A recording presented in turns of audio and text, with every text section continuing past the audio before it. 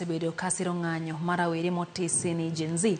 Hagiwacho ni weche marawere wachogo osebedi ka ing'ure wigi gino gi oganda jo Kenya, kendo giwacho ni gin gigo mosechando piny Kenya kuom kinde malach. Kinde ng'anyo go 90% mar oganda jo Kenya ne oni obila notiyo gi teko mathoth e rakruok gi jo ng'anyo. Man kaluwore gi nonro ma otim gi kambi timo nonro mar TIFA ma bende oyango ni 53% mar oganda jo Kenya siro okang' mar riembo e tich jotend migepe ma pacho ka kaluwore ni ok gisebedo ka gitiyo makare ne oganda jo Kenya. En nonro motim e kind tarik 16 gi tarik 17 dwe ni. Nonro motim ne jo Kenya ma jo higni 18 kadhi mbele e wi ng'anyo ma osebedo kadhi mbele pacho kae.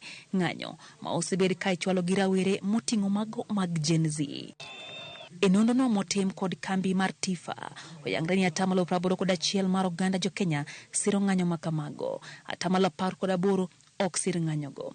91% mar kweth mar Azimio la Umoja One Kenya Alliance siro ng'anyo ma kamago, ka 8% ne ok osire. 79% ma jotelo manie Kenya Kwanza no siro ng'anyo ma kamago, ka 20% ne ok osire. 78% mar oganda jo Kenya ma ok oyiengore duond bura mora mora no siro ng'anyogo, ka 22% margi ne ok osire.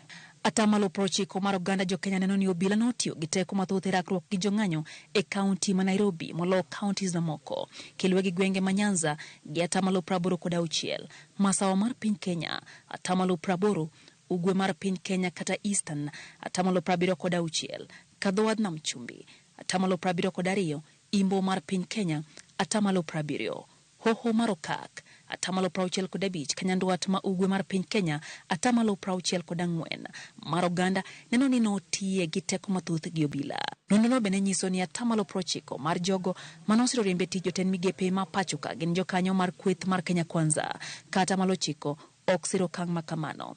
86% mar jokanyo mar Azimio la Umoja One Kenya Alliance siro okang' ma kamano, ka 14% ok sire.